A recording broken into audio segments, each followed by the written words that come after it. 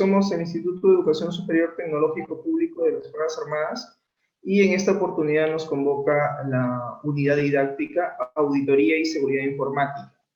El tema que nos toca abordar el día de hoy tiene que ver con la gestión de la seguridad de la información. Cuán importante es el tema de la seguridad de la información. Hemos venido hablando desde el inicio, ¿sí?, de nuestra unidad didáctica, tanto en la actividad de aprendizaje número 1, 2, 3 y 4. Y en este caso, pues, estamos ya en nuestra actividad de aprendizaje número 5, ¿correcto? Muy bien, entonces vamos a continuar con nuestra actividad de aprendizaje número 5, ¿correcto? Bien, el tema que nos toca abordar es el tema de los malware, ¿sí? Habíamos hablado en la sesión anterior acerca de los malware y el caso Pegasus, ¿sí? Estábamos revisando básicamente este tema y es un tema en realidad muy amplio. El tema de malware es bastante amplio, entonces le vamos a dedicar el día de hoy una sesión más a este tema y también tenemos que ver el tema de criptografía, que es básicamente los puntos fuertes de lo que es la seguridad de la información, ¿no? Mediante la criptografía que tiene como principio la encriptación de datos. Muy bien, entonces, a ver, antes de proceder o de continuar, en todo caso, con nuestro tema, formulo la siguiente pregunta. ¿Qué cosa era un malware? ¿Recuerdan? Definición de malware. No sé si alguien de la sala, ustedes que se encuentran aquí en la sala, tiene de repente la respuesta. Profe, vendría a ser también un software dañino también. En realidad el concepto de malware sí es bien cierto. Un malware es un virus, es un software malicioso, es un programa que contiene un algoritmo, ¿no?, que contiene una instrucción de líneas de código que permiten llevar a cabo ciertas acciones, ciertas operaciones a nivel del sistema operativo, ¿no?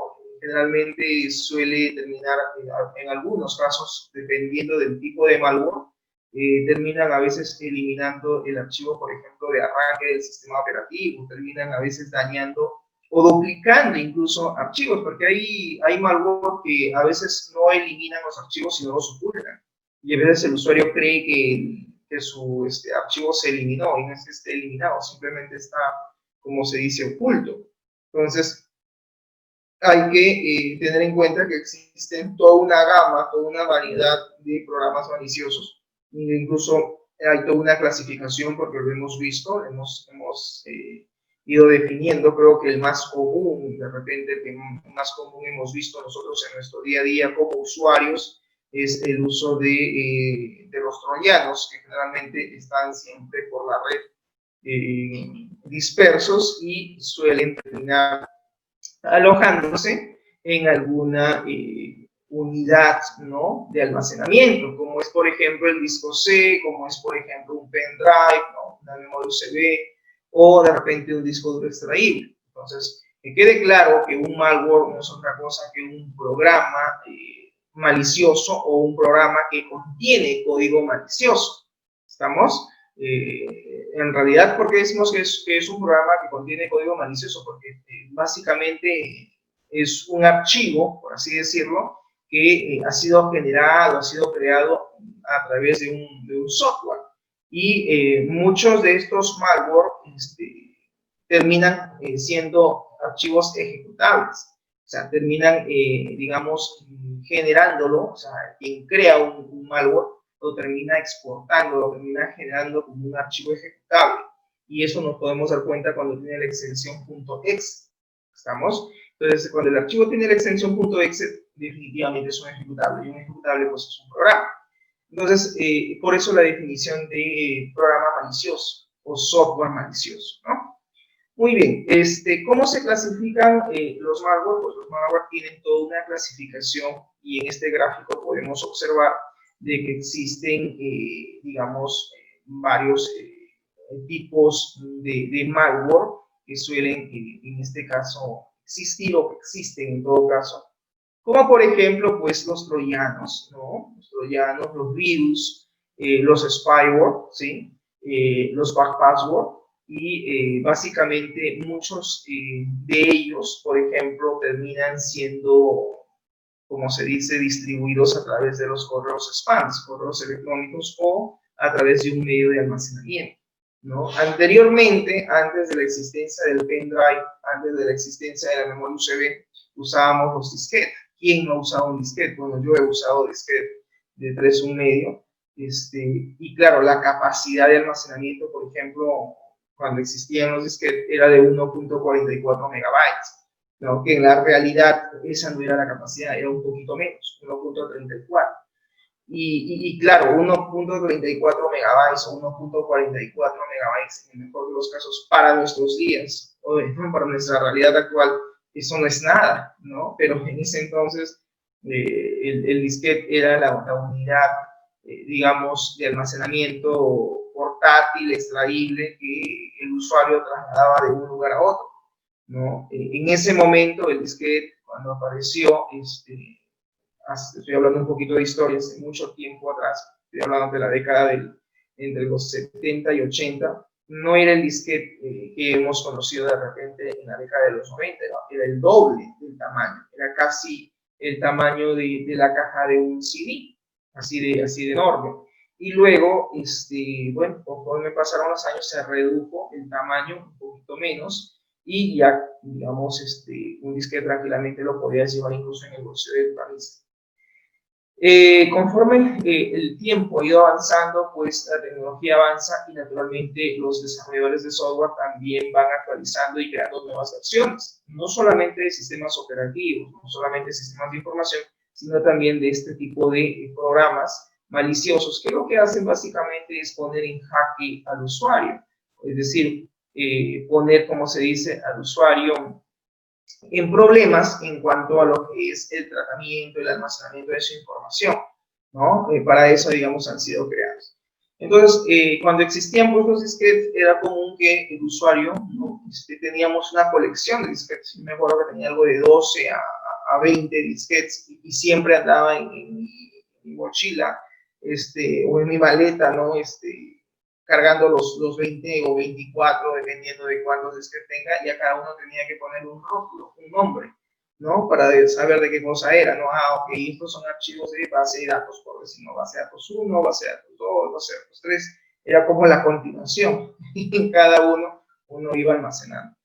Y lo trágico, por ejemplo, de usar un disquete es de que el disquete era el elemento clave, fundamental de ese entonces para poder infectar un computador, porque generalmente la unidad de almacenamiento del disco A, siempre los malware o los virus los programaban para que ataquen justamente la unidad del disco A.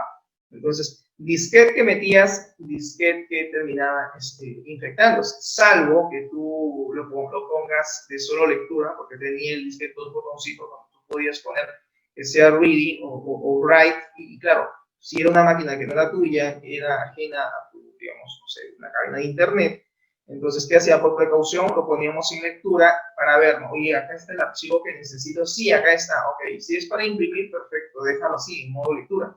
No, mira, necesito descargarlo, necesito seguir agregando más información y luego guardarlo, entonces ahí sí teníamos que poner el disquete, obviamente, pues en modo escritura, y ahí corríamos el riesgo de que los malware o los virus terminaran infectando el disco, en este caso el disquete, ¿no?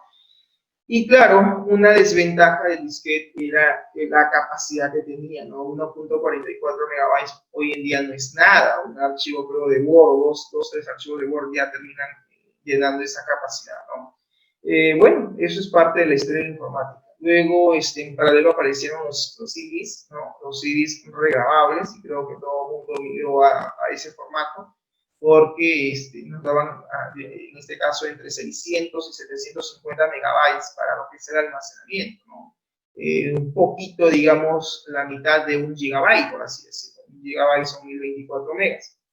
Pero el problema con, por ejemplo, el CD es que básicamente, pues, los CDs, como se llama, el tema de acceso, no todos los computadores tenían de repente un lector de CD o lector grabador, porque necesitábamos, incluso si usabas un CD regrabable, tenías que volver a sobreescribir el archivo y tenías que tener incluso el software que te permita, pues, quemar el CD, ¿no? Este era el término que usaban los informáticos. No, necesito quemar un CD, ¿no? Eso era otra cosa que necesito grabar un CD.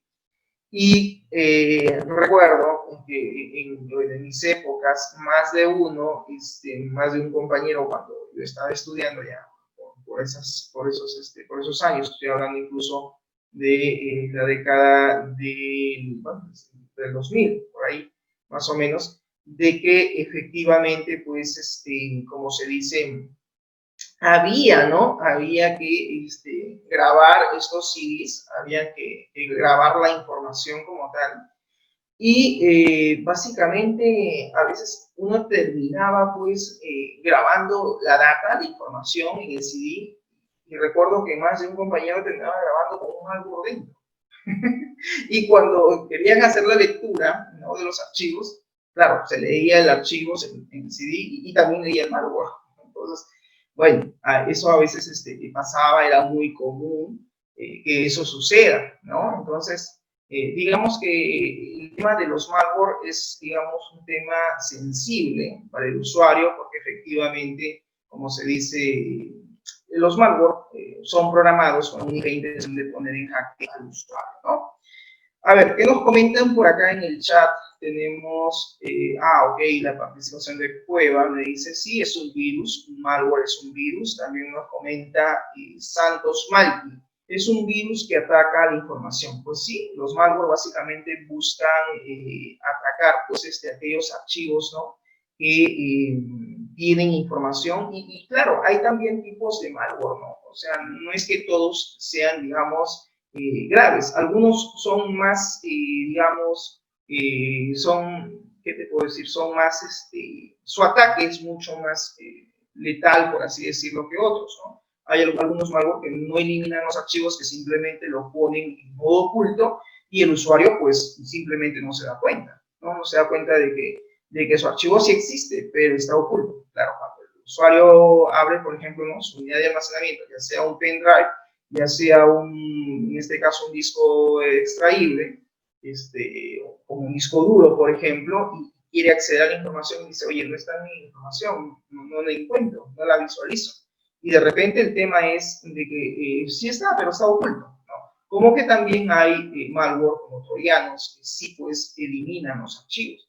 ¿Qué hacer en ese caso? Bueno, lo ideal sería utilizar alguna herramienta de software, que ya hemos visto en la sesión anterior, que me permita pues hacer un escaneo, ¿no?, hacer un análisis profundo en mi unidad de almacenamiento, en este caso de repente en el disco duro dentro del computador, para ver si es que existe algún malware dando vueltas, ¿no? Adicionalmente del uso pues de un buen antivirus, ¿no? Yo creo que todos los antivirus son buenos. El tema de efectividad que tenga un antivirus va a depender si es que pues tiene, por ejemplo, la licencia activa.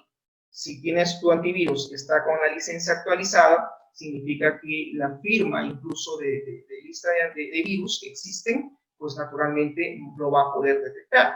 Hay muchos usuarios que a veces dicen, tengo, profesor, mi antivirus, no tengo un antivirus instalado, pero a mi máquina la siento rara, está pesada, a raíz que instalé tal programa o estuve navegando en internet, por ahí vi algún anuncio, hice clic en cerrar, me abre otra página, y a raíz de esa experiencia siento que mi máquina la siento pesada, siento que mi máquina ya no ejecuta los programas como debe ser, se toma su tiempo, demora un poco. Bueno, son síntomas, y esos síntomas es probable de que exista algún malware en tu computador. O sea, es muy probable de que exista de repente algún virus que esté alojado. Y muchos de los virus lo que hacen es sobrecargan el sistema operativo con la ejecución de otros programas, haciendo que se vuelva pesado. Entonces, es un claro signo para que tú te des cuenta, tú como usuario, si usas tu computador, si usas tu laptop, ¿no?, veas efectivamente, pues, como se dice, cuál es el rendimiento, ¿no?, o la velocidad del procesador. Uno como usuario conoce sus cosas, como yo siempre digo, ¿no?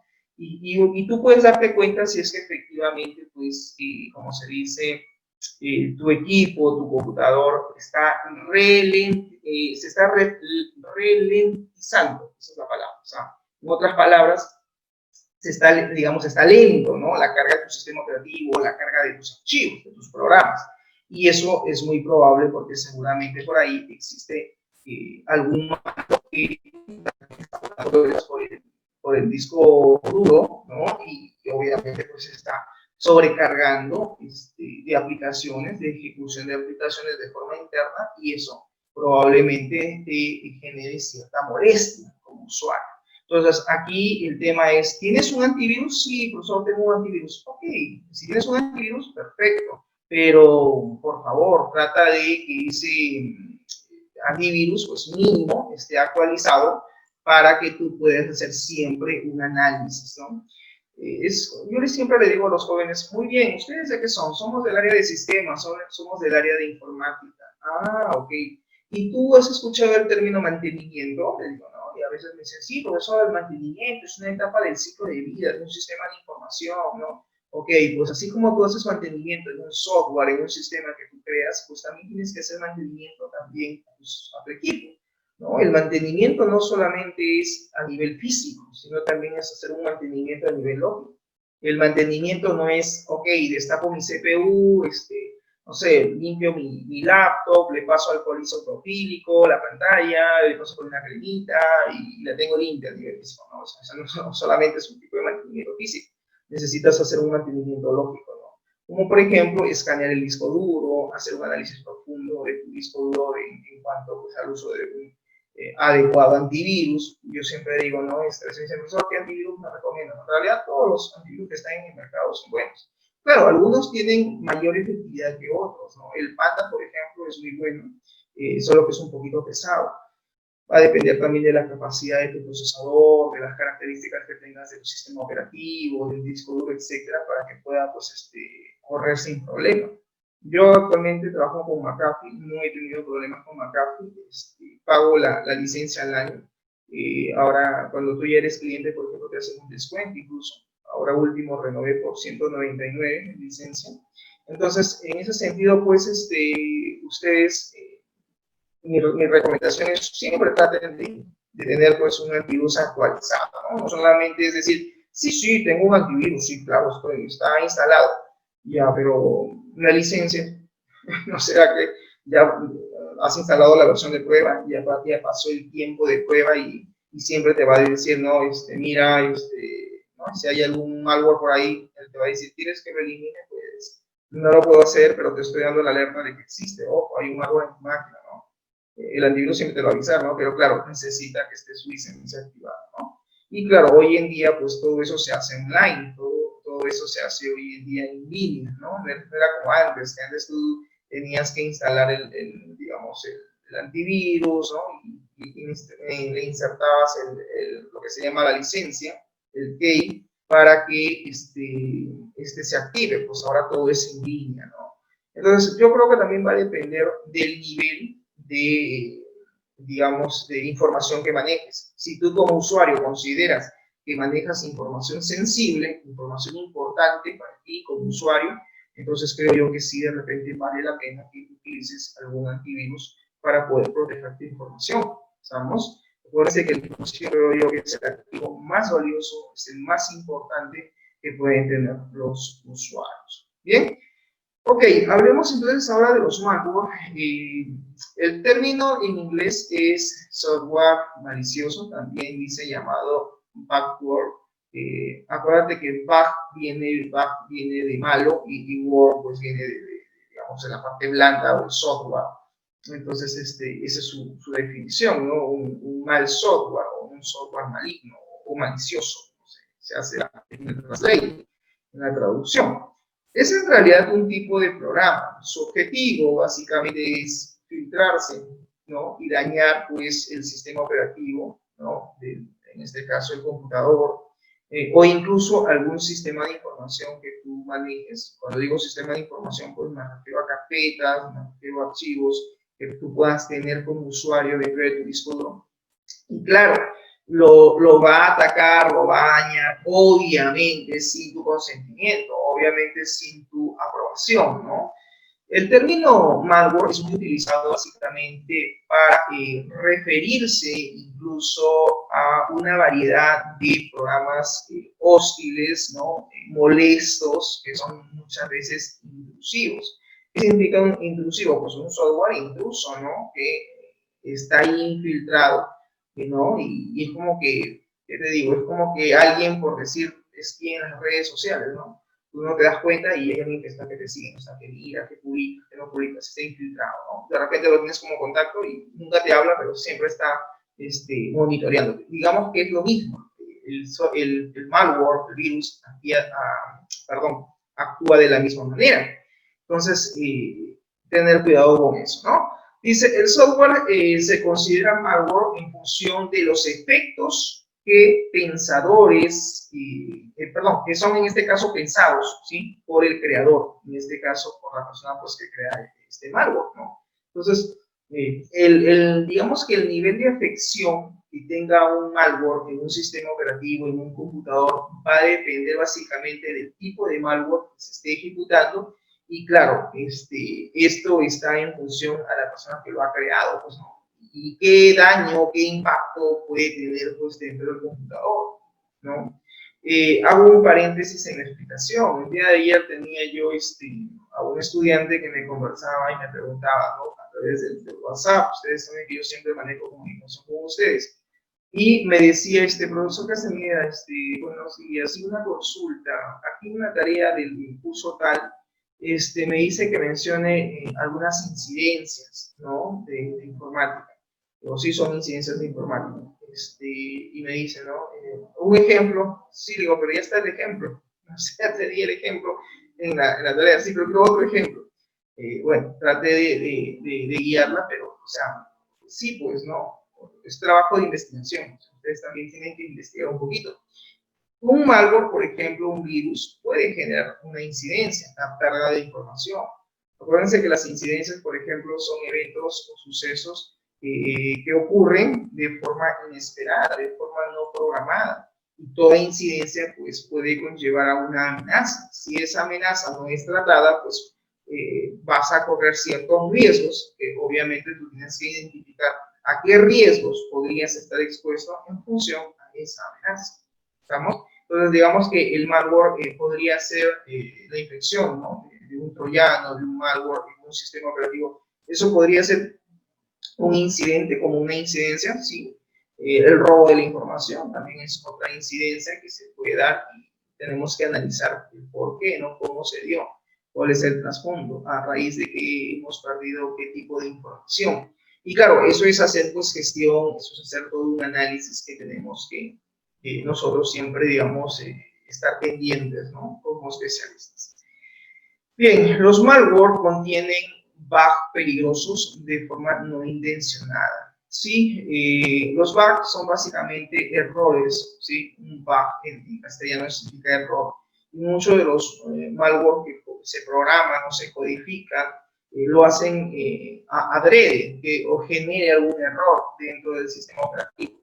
Y de esa manera, pues, se termine, como se dice, visualizando, el usuario lo termine visualizando como parte del, digamos, daño que en este caso podría ocasionar, ¿no? Con respecto a la información que posee o maneja, ¿no? Bien, el ritmo al que en este caso se ponen en circulación, ¿sí? El ritmo en el cual ellos circulan, ¿no? Este código malicioso, el ritmo cuando hablamos de circulación estamos hablando cuando el virus empieza a distribuirse. A eso nos referimos cuando decimos el ritmo al que se ponen en circulación, el ritmo en el cual ellos se distribuyen, se replican estos códigos maliciosos y otros programas no deseados, podría haber superado al de las aplicaciones legítimas, es verdad. Y a veces el propio usuario, a veces nosotros mismos contribuimos, jóvenes, a que los malware terminen, digamos, infectándose en nuestro computador, porque a veces es el usuario mismo quien hace la descarga de ciertos archivos donde de forma no intencionada, nosotros como usuarios a veces de forma no intencionada necesitamos alguna herramienta de software, necesitamos algún aplicativo, necesitamos de repente un grabador de video, profesor, necesito algún utilitario, algún programa que no lo tengo, y lo primero que hacemos es, decimos en Google, ¿no? Download, ¿no? Y ponemos el nombre del programita y ponemos free, porque obviamente de repente no tenemos los medios para comprar la licencia, o simplemente no queremos hacer pago de la licencia del programa. Y a veces en la nube, ¿sí? En la internet, vamos a encontrar una serie de programas, una serie de softwares que naturalmente pues están al servicio de los usuarios para que puedan ser incluso descargados. Y existen buenos programas free, gratuitos, que tú puedes descargar e instalar, ¿no? Pero, ahí viene lo interesante, pero muchas veces algunos de estos programas free que descargamos nosotros los usuarios vienen acompañados de algún amiguito, y este amiguito puede ser pues un malware.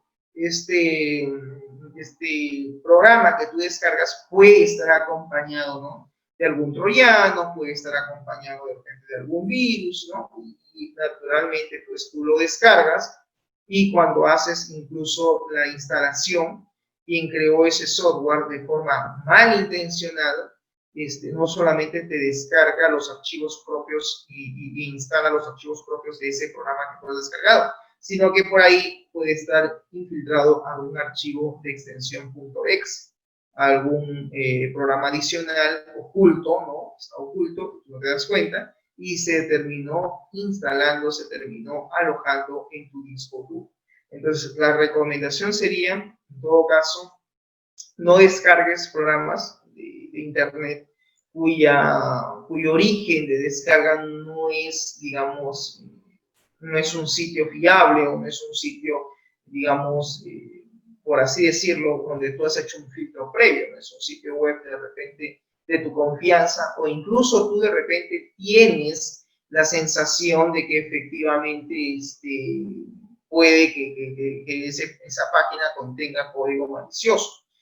De repente Diestra dirá, profesor, ¿y cómo saberlo? Pues Diestra, si tienes tú un antivirus instalado, tienes tu antivirus con licencia, acuérdate que hoy en día los antivirus también analizan las URLs, también puedes analizar las direcciones web antes de que sean precargados, previsualizados. Se puede hacer, sí, tú puedes configurar para que en este caso los sitios web a los cuales tú accedas, en la parte superior de la ventana aparece una ventanita flotante, el nombre de tu antivirus, que empieza como un relojito, ¿no? Y dice analizando.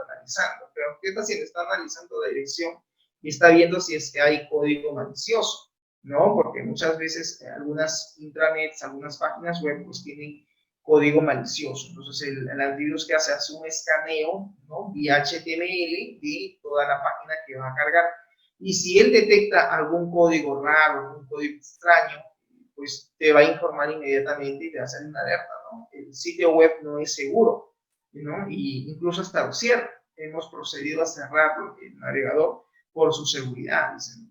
O incluso te da una advertencia, también antivirus que te da una advertencia de cuidado, consideramos que esta página web contiene código malicioso, ¿no? Te informa, te da toda una descripción y luego te dice, ¿desea continuar? Sí o no. En otras palabras, le deja al usuario para que éste elija si sigue o no visitando la página web. Bueno, ya si tú le dices que sí, aparte del mensaje, ¿no? Del aviso que te ha dado, pues ya obviamente es bajo tu responsabilidad, ¿no? Ya finalmente tú decides si accedes o no a esa página. Y es muy probable de que efectivamente se termine pues descargando algún malware dentro de la página a la cual tú estás visitando, ¿no? Bien, por acá nos habla y nos dice que en el año 2007 se produjo, o sea, se producieron, digamos, entró a producción tantos malware como en los últimos 20 años. En el año 2011 se han creado alrededor de 73,000 nuevos ejemplares de amenazas informáticas por día, siendo, dice, el 73% de esta producción de programas maliciosos básicamente son troyanos. E inclusive existen del subtipo, ¿no? Del tipo downloader, que lo que hacen es que, o sea, programas descargadores o de precarga, que lo que hacen es que crezcan de forma exponencial, es decir, que se aumenten, ¿no? Y que se autorrepliquen o se autodistribuyan, ¿no? Acuérdate que siempre un malware pues tiene el principio de autorreplicación. ¿Qué significa autorreplicación? Pues que se puedan replicar, que se puedan reproducir, y claro está que el hecho de que un computador tenga acceso a la nube o tenga acceso a una red, pues naturalmente ese es el medio, es el canal principal para que el malware se pueda terminar ¿no? Navegando internamente, está dando vueltas por la red, y computador que está conectado a esa red vía cable o cable, en este caso UTP o vía conexión Wi-Fi, pues, y si no tiene ese computador un antivirus, pues se va a terminar alojando en su disco C, ¿no? Generalmente siempre atacan al disco C.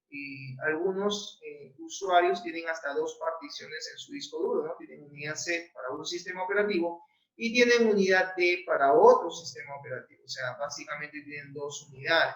Y claro, en ese sentido, pues a veces los malware terminan, como se dice, alojándose en ambas unidades.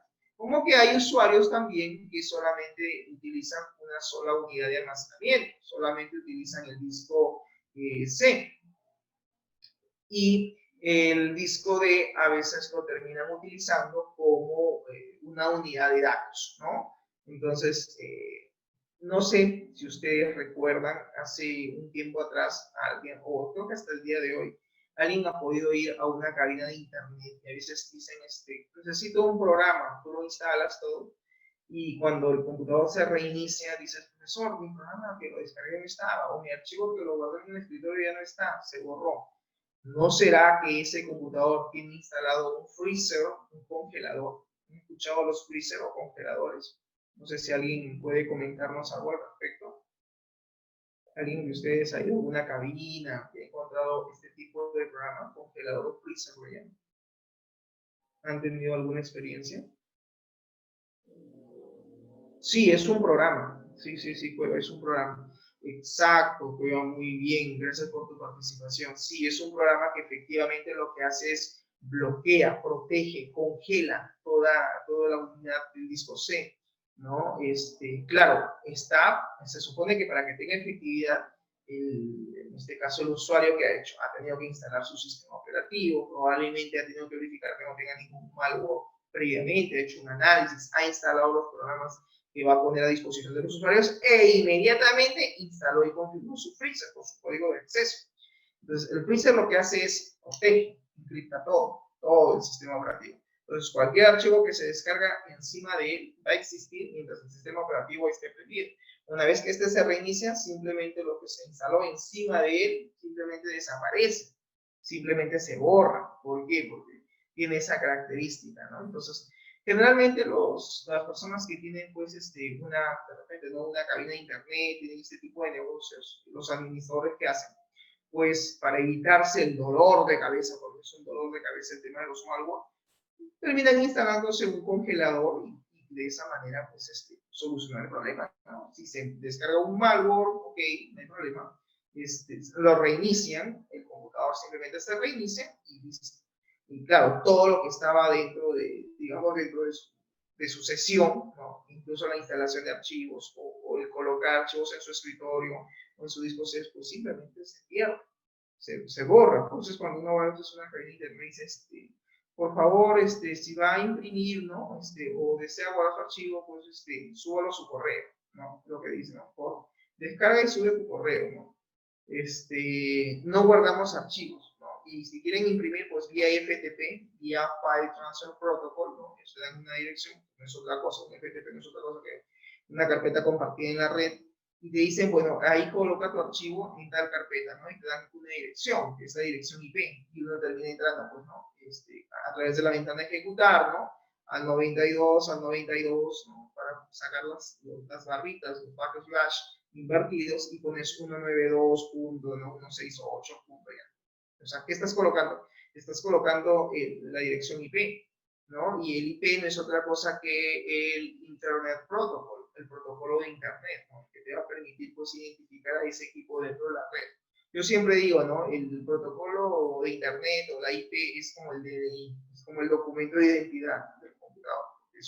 Es la forma de yo identificar a ese computador dentro de una red local. Entonces, sí, efectivamente existen programas congeladores que lo que hacen es protegen todo el disco, es verdad. Y muchas veces lo utilizan este tipo de negocios pues para evitar que los malware o los virus o los troyanos terminen alojándose en su disco duro. ¿Es una buena técnica? Sí, pero para nosotros como usuarios no, pues nosotros no podemos tener ese tipo de programa porque obviamente siempre estamos descargando archivos, siempre estamos instalando programas, siempre estamos accediendo a la nube, entonces tenemos que estar ciertamente también protegidos, ¿no? ¿Estamos? Muy bien. Por otro lado, otro fin, otro propósito de estos malware, de estos programas maliciosos, y que básicamente fueron elaborados como experimentos, o sea, nacieron a raíz de una serie de pruebas que hicieron. A veces los virus son programados incluso como una broma o como un, digamos, un programa no intencionado, ¿no? Y eso es lo que me está aquí definiendo el concepto, ¿no? Que inicialmente, cuando aparecieron los primeros tipos de virus en la historia de la informática, muchos de ellos no eran tan letales, ¿no?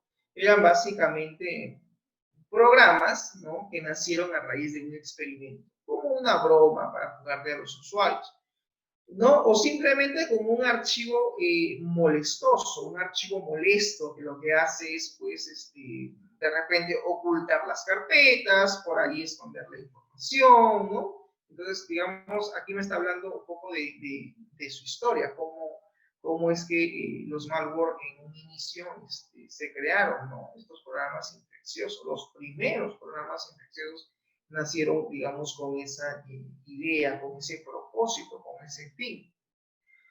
Al inicio, pues no causaban grandes daños en las computadoras, no es que eliminaban la información, ¿no? Pero el programador se daba cuenta de cuánto daño podía hacer, ¿sí? Porque mediante un malware, mediante un programa que tú codifiques, que tú puedes incluso crear, pero para eso también tienes que saber un poquito de programación y saber, por ejemplo, cuáles son los puertos de acceso de un computador, ¿no? Un estudiante decía, profesor, quiero dedicarme a programar virus. Ya, puedes hacerlo, sí, claro. La pregunta es, ¿sabes programación? ¿Tienes la lógica de programación? Sí. Yo te doy un consejo, anda averiguando cuántos puertos tiene un computador. Porque los puertos son es como decir, son las puertas traseras, por así decirlo. Tómalo el ejemplo como si fuera una casa, ¿ya? Para que se entienda. Es como que tú tienes un edificio, una casa. Hay una puerta principal, hay una puerta de entrada donde tú vas y tocas el timbre, ¿no? Para que te abran. En este caso, ¿cuál sería, profesor, esa puerta principal? El usuario y la contraseña. Cuando el usuario se loguea al computador, pues es la forma, digamos, formal que entramos a todo el sistema operativo. Pero existen puertas traseras, existen lo que se llaman los puertos adicionales. Acuérdate que cada programa utiliza un puerto. Por ejemplo, cuando tú accedes al localhost, pues tiene un puerto, el puerto 8080, ¿no? Hay otro, MySQL, por ejemplo, también trabaja con un puerto. Oracle también trabaja con un puerto. Cada programa utiliza un puerto de acceso. Entonces, digamos que los puertos de acceso son como puertas traseras. Por eso os digo, velo como una casa. Velo como una casa de 2 o 3 pisos, por así decirlo. Hay una puerta principal, que es el usuario y contraseña, pero detrás de la casa vas a encontrar pequeñas puertas que van a dar al patio, por así decirlo, que van a dar la parte trasera de la casa. Entonces, por esas distintas puertitas que existen, para que me entiendas el ejemplo, cada una pues tiene un código, tiene un número. El 8080, el 1080, hay varios numeritos. Y cada de ellos es una pequeña puerta de acceso. Entonces, los malware a veces terminan infectando el computador, no porque entraron por la puerta principal, no porque alguien entró y de repente con el usuario y contraseña y de repente terminó con su pendrive llevando al virus, copiar y pegar. Bueno, eso sería muy descarado por parte del usuario.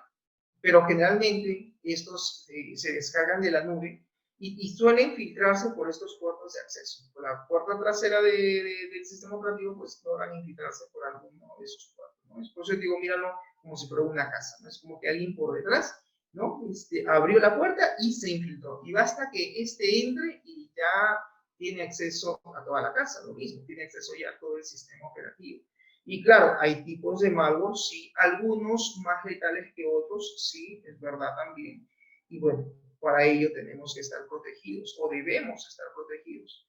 Una buena herramienta de software pues es un antivirus o utilizar herramientas de hacking, herramientas que te permitan pues detectar algún malware, como lo vimos en la sesión anterior, y que podemos usar algún anti-malware, ¿no? Como herramienta de software para que haga pues siempre un escaneo profundo de nuestro disco duro. Pero claro, eso lo tenemos que hacer nosotros como usuarios o tienen que ser en todo caso los especialistas de sistemas como parte de su plan de mantenimiento. Por eso yo siempre les digo, ok, profesor, yo trabajo en el área de sistemas. Me dicen, muy bien, tú trabajas en el área de sistemas, qué bueno, excelente. Digo, congratulations. ¿Y qué haces? ¿No? O sea, lo primero que yo le pregunto es, ¿qué haces en el área de sistemas? ¿Estás como desarrollador? ¿Estás como database administrator? ¿Estás como analista de sistemas? ¿Estás como project management? ¿Estás como asistente técnico? ¿Estás como ingeniero de sistemas? O sea, ¿qué labor haces en el área de sistemas? ¿No? O sea, en otras palabras, ¿qué haces ahí? Y a veces el estudiante me dice, no, profesor, yo no estoy como desarrollador, yo estoy como apoyo en el área de soporte técnico. Claro, cuando me dice soporte técnico, entonces lo primero que yo digo, ok, se supone que él está encargado pues, de los mantenimientos de equipos, ¿no? Porque generalmente el asistente de soporte, su mismo nombre lo dice, asistente de soporte técnico, es el que le va a dar el soporte al usuario, es el que le va a dar pues, el soporte técnico y tecnológico a los usuarios, hablando en plural porque una empresa maneja muchos usuarios, ¿se entiende? Entonces, claro, ¿no? Llaman al área de sistemas, mira, ¿sabes qué? Tengo este problema con mi impresora no imprime, o no jala papel, o se acabó el toner, necesito que vengan a cambiarlo, etc. Siempre el usuario va a llamar y va a reportar una serie de incidencias, pero algunas incidencias no tienen mayor impacto, no es que causen grandes problemas o amenazas al área de sistemas, no, simplemente son pequeñas necesidades que tiene el usuario que no lo puede hacer y que necesita que el asistente técnico vaya, ¿no? El especialista de IT vaya y le dé el soporte tecnológico. Oye, mira, no puedo tener acceso a la internet. O mira, hasta ayer tuve acceso a internet y ahora me dicen que no hay acceso. Entonces el asistente va y dice, no, lo que pasa es que le han cambiado su IP, alguien ha manipulado, ha hecho, no, va y lo modifica, ¿no? Ah, gracias. Entonces, ¿qué estás haciendo? Estás haciendo soporte técnico.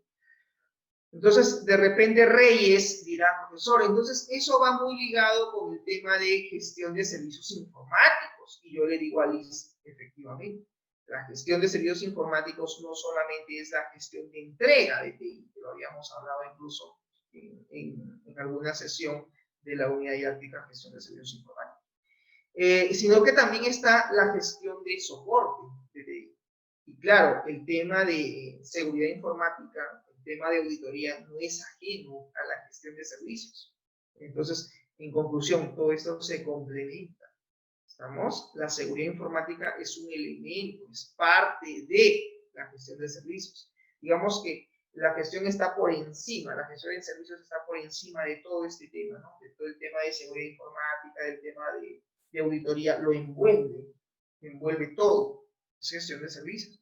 Entonces, si tú trabajas en el área de soporte técnico, pues también tienes que pensar en lo que es gestión de servicios informáticos. Y no es otra cosa que la capacidad de entrega y la capacidad de soporte que tú tienes que brindar siempre al usuario, donde los distintos servicios de TI, los distintos servicios de tecnologías de la información que nosotros como especialistas ponemos a disposición del usuario, como por ejemplo impresoras, laptops, acceso a la nube, acceso a la base de datos, acceso a aplicaciones web, acceso a aplicaciones móviles, acceso al servidor de correo, a cuentas de correo, a servicios FTP, para el Transfer Protocol, etcétera, etcétera. Todo lo que nosotros ponemos a disposición del usuario tiene que estar siempre disponibles, tienen que estar siempre activos, 24/7, las 24 horas, los 7 días de la semana. Si te llama el usuario porque su máquina obviamente tiene un malware, pues, ¿qué haces?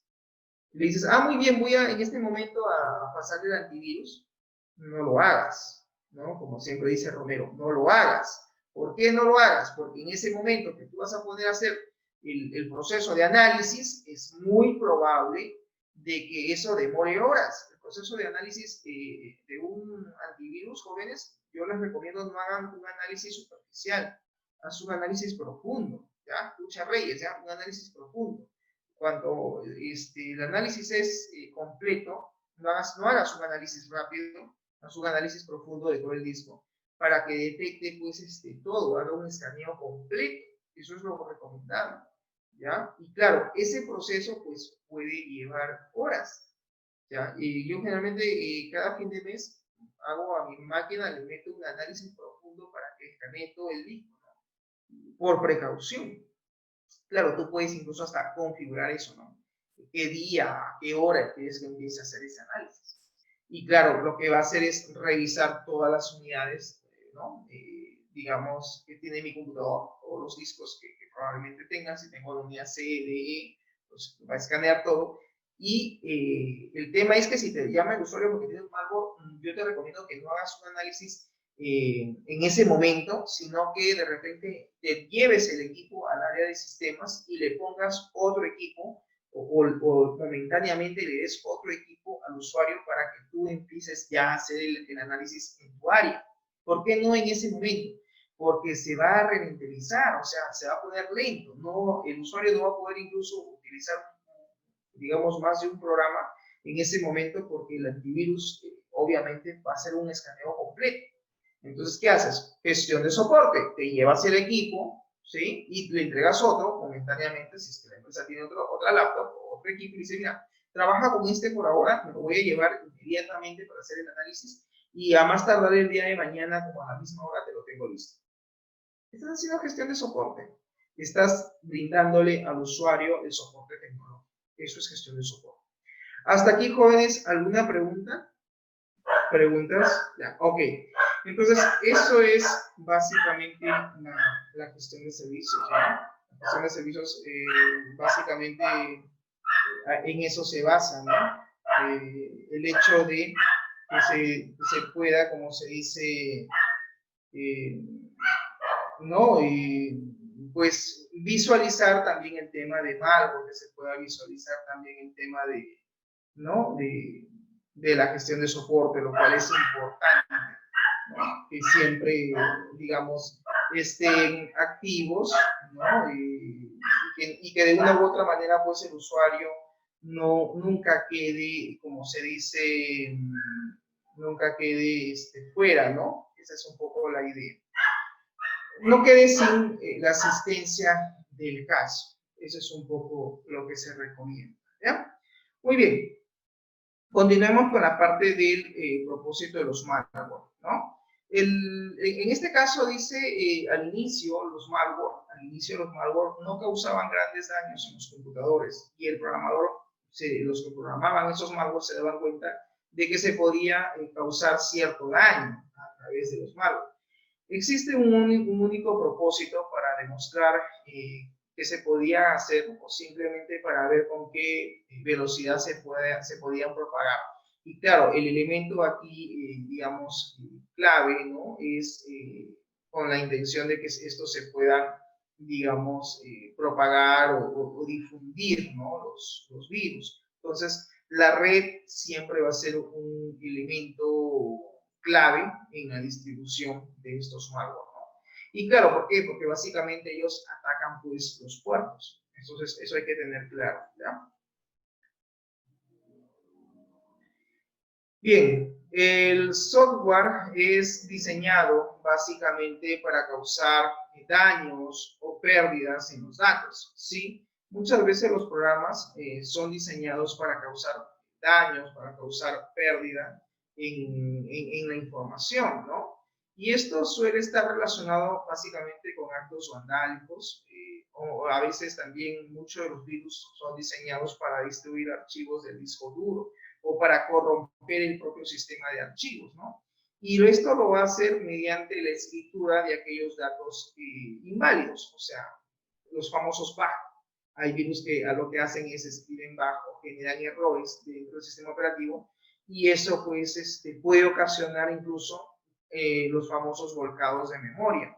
No sé si en algún momento ustedes han tenido ese problema, ¿no? El famoso volcado de memoria. El volcado de memoria, por ejemplo, es cuando el computador se pone en pantalla azul y se reinicia de forma inesperada. Dices, oye, pero ¿qué pasó? Estaba trabajando bien con mi Office, estaba trabajando de lo más tranquilo con mi Word y me doy cuenta ahora de que efectivamente pues, se ha reiniciado. ¿Y por qué? Si nunca he tenido problemas con mi Office. Entonces, ¿no será que existe algún malware que está sobrecargando el proceso de memoria? Está sobrecargando de repente por ahí el proceso del disco duro. Y claro, eso puede ocasionar de que efectivamente la memoria colapse, ¿no? Y haga un volcado, porque probablemente pues está saturando, ¿no? El proceso del propio sistema operativo, los procesos que todo sistema operativo ejecuta, y al saturarlos, al sobrecargarlos, pues necesita liberar memoria. Y esa forma de liberación es mediante un volcado. No hay otra forma de que el computador libere el recurso. Y de repente es que hay un malware por ahí que ha generado un bug, está generando un error y ha hecho de que efectivamente pues exista un volcado de memoria, ¿no? Como tal. Muy bien, algunos gusanos, o sea, algunos programas, porque también hay troyanos y también hay gusanos, son diseñados básicamente para vandalizar las páginas web. Eso es muy común. No sé si a ustedes les han pasado, de repente, algunos de ustedes que están visitando alguna página web, están visitando de repente alguna página, como por ejemplo, de repente algún banco, como por ejemplo alguna entidad comercial, y a veces uno accede a la página y de un momento a otro cambia la dirección, se sobrecarga la página web o terminas visualizando algunos mensajes flotantes dentro de la misma página, ¿no? Y la pregunta es, ¿de dónde salieron esos mensajes? A manera de pequeños slides o ventanas pop-up que terminan pues estando presentes en el navegador. Entonces, puede ser que esa página web a la cual estés visitando no sea la página oficial de dicha entidad, sino de repente sea una página clonada, que puede pasar. Incluso esa página que ha sido clonada, pues puede estar infectada, puede tener por ahí algún malware que lo que hace es te replica en la pantalla varias veces y te abre no solamente una página, empieza a cargarte varias páginas de distinto contenido, ¿no? Y con anuncios, porque generalmente algunas de esas páginas pues te cargan anuncios flotantes, ¿no?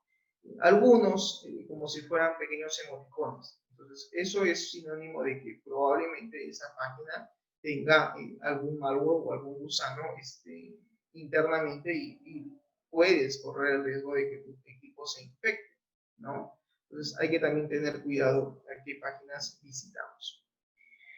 Bien, cuando hablamos de tipos de malware, porque habíamos dicho que existen toda una clasificación, pues están los malware maliciosos, están los malware ocultos y están aquellos malware que permiten obtener ciertos beneficios, ¿no? Los malware infecciosos, pues ya los vimos. Los ocultos, pues son aquellos que obviamente te ocultan la información, ¿no? Que no es que la destruyen, no es que la dañan, sino que simplemente lo que hacen es ocultan los archivos, ocultan las carpetas y claro, obviamente eso para el usuario puede ser molestoso, ¿no? Dices, ¿dónde está mi archivo? Y aquí de repente, no sé si ustedes lo han experimentado, de repente en su propia casa de estudios, cuando tenían que ir al servicio de fotocopiado, cuando tenían que ir de repente al servicio de impresión, ¿no? Y señora, por favor, necesito imprimir. Sí, claro, USB. Y ya tú sabías que ese computador tiene obviamente malware, tiene virus, y a veces el usuario no quería colocar su pendrive porque sabía de que meter su memoria USB en ese computador es probablemente que termine infectado por un virus. Bueno, no sé si les ha pasado. Y claro, a veces si tu memoria USB, tu pendrive no está protegido, también se puede infectar. Ojo con ese tema, ¿ya? Y la pregunta sería, profesor, ¿podemos restringir el acceso? ¿Se puede bloquear el acceso al pendrive de estos malware? Sí, la respuesta es sí, claro que sí se puede. Pero para eso tenemos que cambiar la configuración del pendrive, ¿no? Cambiar, en este caso, crear una carpeta que sea obviamente de solo lectura, se hace una configuración y sobre esa carpetita que va a existir dentro de ese pendrive, se supone que Obviamente, para esto, primero el pendrive tiene que estar vacío, no tiene que tener nada de USB. Y de ahí creas pues tu carpeta con el atributo solo ready. Y cuando quieres tú almacenar información dentro de esa carpeta, es que recién tendrías que almacenar información, ¿no? Y el hecho de transferir datos a pendrive no lo vas a hacer con clic derecho en enviar a.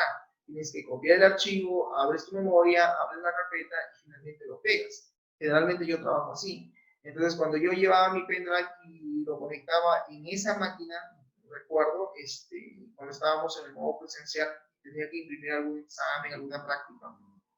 Obviamente, no tenía miedo yo de colocar mi memoria USB porque sabía que estaba con la característica de solo lectura. Entonces, ahí el malware simplemente quiere sobreescribirse, quiere escribirse y obviamente no se va a poder porque tiene la característica de solo read, ¿no? De solo read. Entonces, claro, esa es una forma, esa es una técnica, ¿no? Lo otro es, de repente, no, evitar en todo caso conectar memorias USB sobre máquinas que no tenemos la confianza de que esté, pues, sin malware, ¿no? O en todo caso manejen archivos a través de la nube, correos electrónicos, de repente un drive, un almacenamiento en la nube y simplemente descargas y subes a la nube, ya no utilizas un pendrive, ya no utilizas la memoria USB, porque recuerda que muchas veces la memoria USB termina siendo pues un conducto para el traslado de estos archivos, ¿no? O la difusión de estos archivos entre ordenadores. Bien, los malware para obtener beneficios son aquellos que se crean con la única intención de mostrar publicidad, mostrar información. También existen algunos que, bueno, dentro de los beneficios que se pueden obtener es el robo de la información personal. Incluso algunos permiten hacer llamadas telefónicas, otros ataques distribuidos, entre otros. Entonces, ¿se pueden obtener beneficios a través de los virus? Sí se pueden, pero claro, obviamente cambia la intención con la cual lo programan, ¿no? Es beneficio para terceros, no para el usuario, claro está. Cuando hablamos de malware infecciosos, pues aquí están, en esta categoría se encuentran los virus y su objetivo básicamente es el alterar el normal funcionamiento del computador. Actúan obviamente sin el permiso o el consentimiento del usuario, reemplazan archivos ejecutables por otros infectados con el código de pueden distribuir de manera intencionada los datos almacenados en un computador. Algunos incluso pueden ser inofensivos, o sea, no lo destruyen, sino los ocultan los archivos, ocultan carpetas, ¿no? Y solamente se caracterizan por ser, pues, archivos molestos, se caracterizan porque básicamente permiten, pues, como se dice al usuario, ¿no? Generar cierta incomodidad, ¿no? Su función básicamente es propagarse a través de un software. Esa es su función que tienen este tipo de virus, ¿no? Se propagan a través de un programa, o sea, se distribuyen, a eso me refiero con propagación. Los virus no se replican a sí mismos porque no tienen esa facultad. El único que tiene la facultad de autorreplicarse o autogenerarse, por así decirlo, o sea, de sacar varias copias, son los gusanos informáticos. ¿Ya? Los gusanos informáticos sí tienen esa característica de autorreplicación, ¿correcto? Entonces, tener cuidado con ese tema. Bien, otro tipo de malware infeccioso, pues son dentro de lo que son los virus, ¿no? Estamos hablando de las características. Algunos contienen una carga dañina, tienen lo que se llama el famoso payload, ¿no? Con distintos objetivos, distintos fines, como por ejemplo, desde realizar una simple broma, el realizar daños importantes en los sistemas operativos o sistemas de información. Incluso existen virus que te bloquean las redes informáticas. O sea, ¿cómo hace el profesor eso del bloqueo de las redes informáticas? No me queda claro eso. Es decir, generan tráfico, generan cuellos de botella. Acuérdate que así como en el mundo real también existe el tráfico, los cuellos de botella, pues en informática también.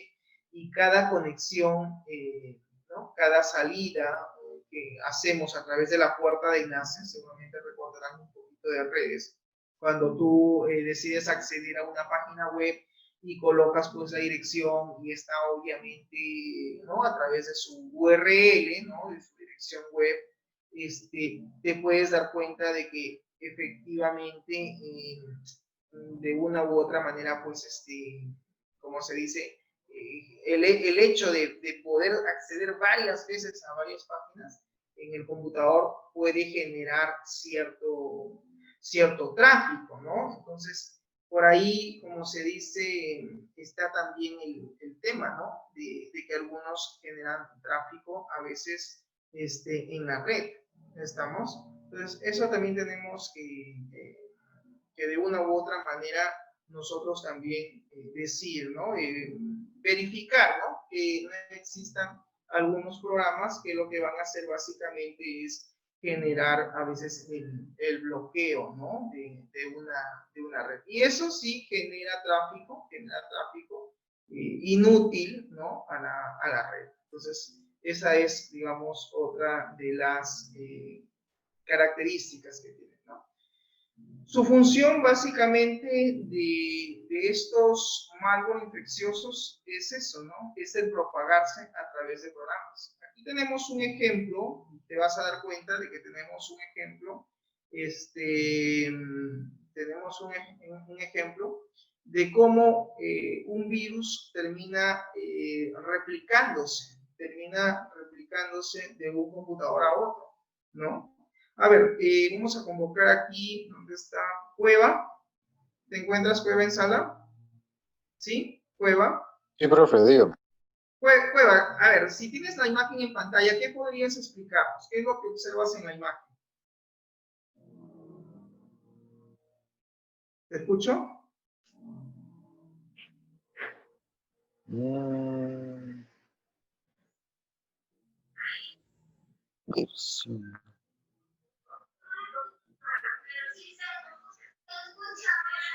Una descripción de la imagen. ¿Sí?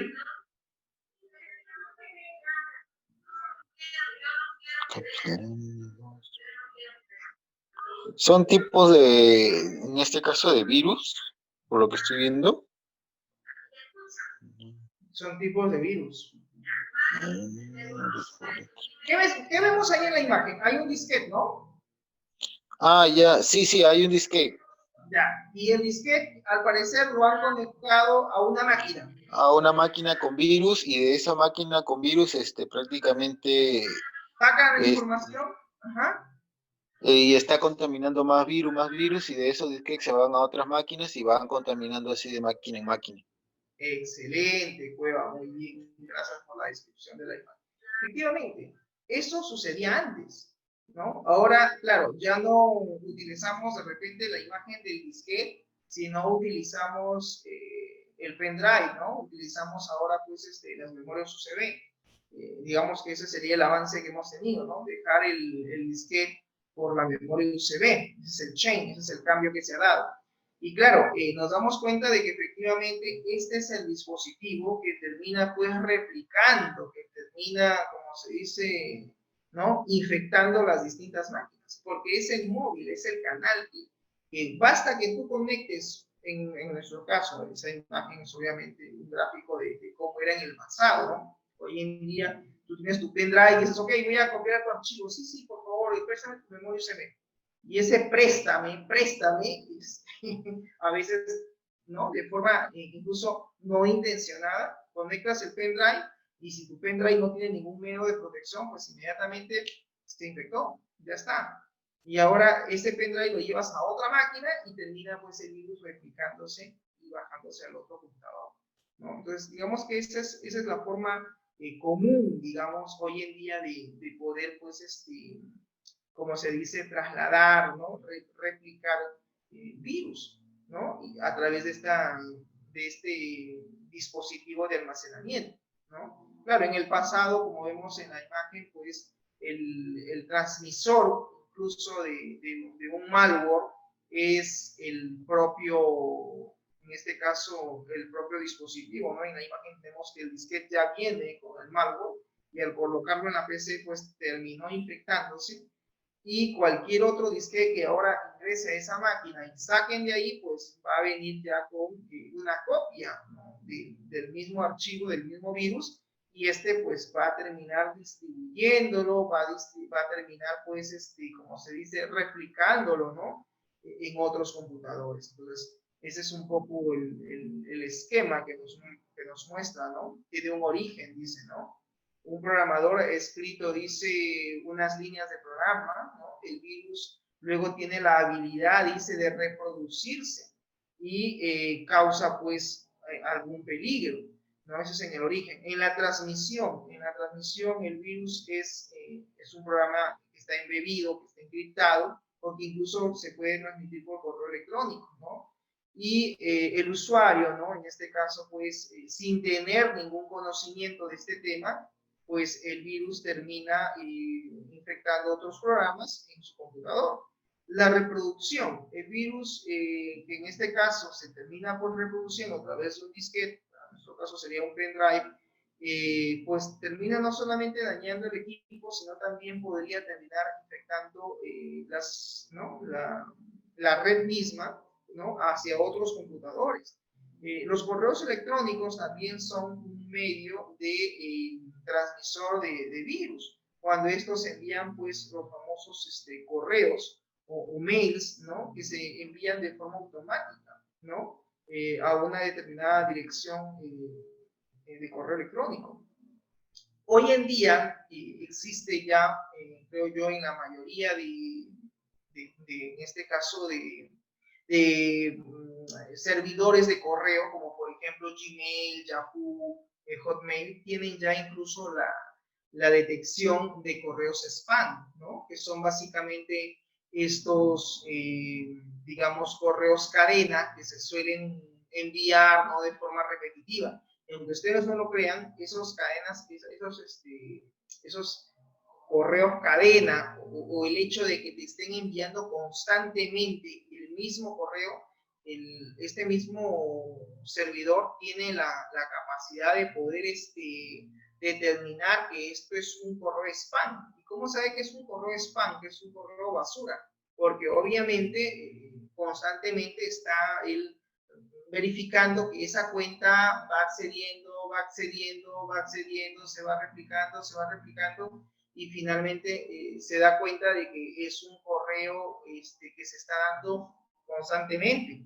Entonces, obviamente, pues ya tiene esa opción, ¿no? De decidir, oye, mira, este correo es medio malicioso, o este correo tiene código malicioso. O sea, tiene ya hoy en día los servidores de correo esa opción de verificación, ¿no? Entonces, de esa manera también ahora nosotros sabemos cuando un correo tiene código malicioso.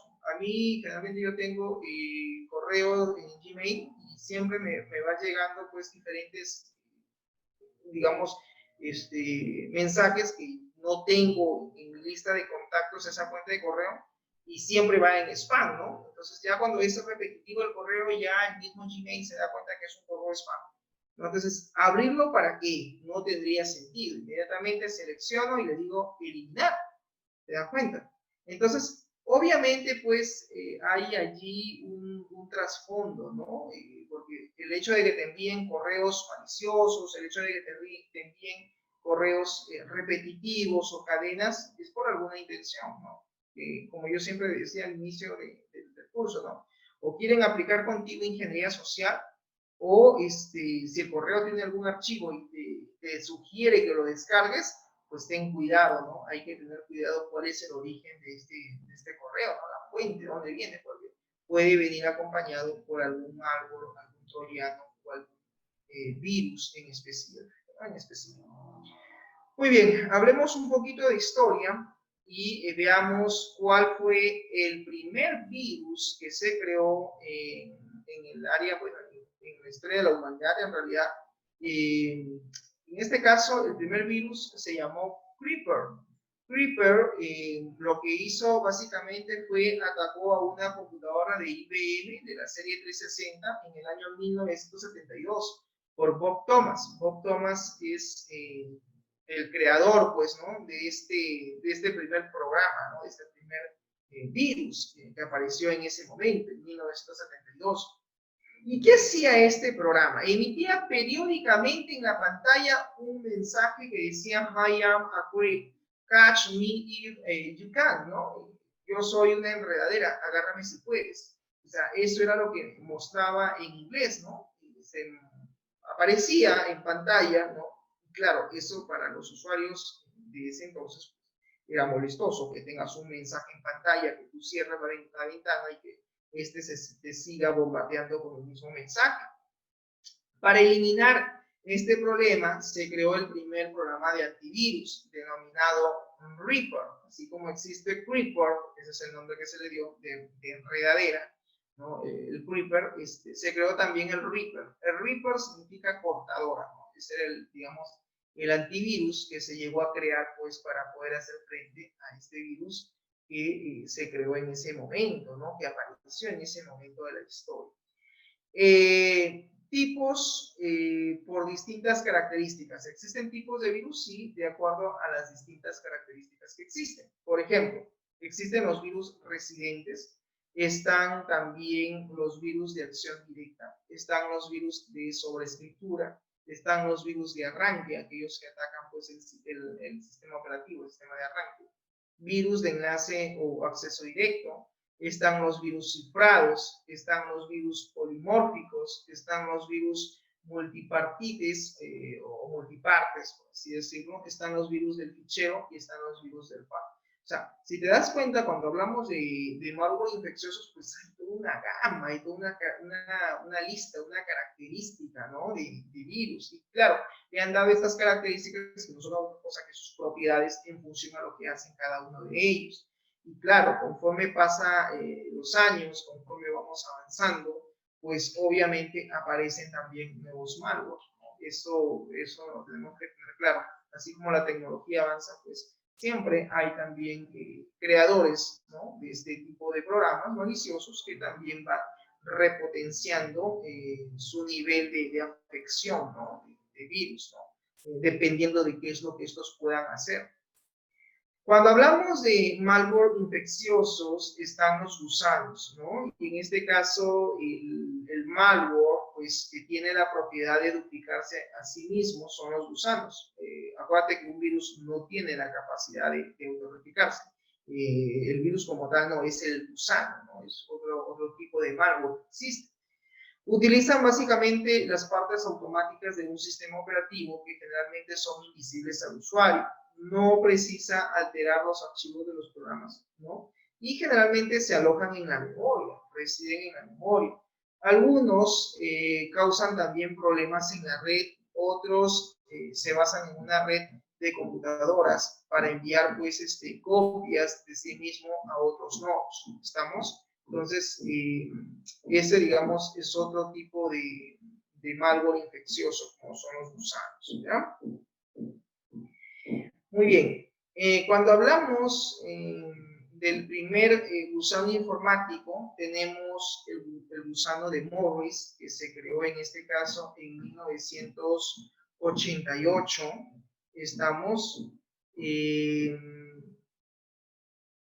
es básicamente el primer gusano que apareció, ¿no? Luego de Creeper, ¿no? En este caso, pues, el gusano fue el primero que apareció, ¿no? ¿Por qué le pusieron el nombre de Morris? Lo pusieron el nombre de Morris gracias a su creador, Robert Tapak Morris. Tapak Morris fue el creador del gusano informático en 1988 y por eso le pusieron el nombre de el gusano Morris. ¿Qué cosa hizo este programa? ¿Qué cosa hizo este archivo? Pues logró infectar una gran parte de los servidores, en este caso que existían, ¿no? Y por eso fue sentenciado a 3 años en prisión, ¿no? En Norteamérica. Y este hecho, pues, alertó básicamente a las principales empresas que estaban, pues, dedicadas o involucradas al tema de seguridad, ¿no? De tecnologías, ¿no? A desarrollar, ¿no? Los famosos cortafuegos. De ahí, pues, es que hoy en día existen, pues, los famosos firewall, ¿no? Seguramente ustedes han escuchado o han visto en su clase de redes, ¿correcto? Y claro, en este caso, el firewall permite, pues, evitar, ¿no? Ciertas conexiones, ¿no? Digamos, entrantes y salientes a una red sean validadas o verificadas, ¿no? Bien, cuando hablamos de malware oculto, están aquí la puerta trasera o también conocido como backdoor, ¿ya? Este es un método básicamente para eludir los procedimientos habituales de autenticación al conectarse a una computadora, ¿ya? Y eso es lo que yo te decía, ¿no? O sea, en un computador también hay puertos, ¿no? Y los puertos son los que básicamente uno utiliza, puertos adicionales, como por ejemplo el 8080, que es el que te permite, por ejemplo, tener conexión a Internet, ¿no? A través del famoso localhost, ¿no? Eso maneja un puerto, MySQL maneja un puerto también de acceso, de conectividad.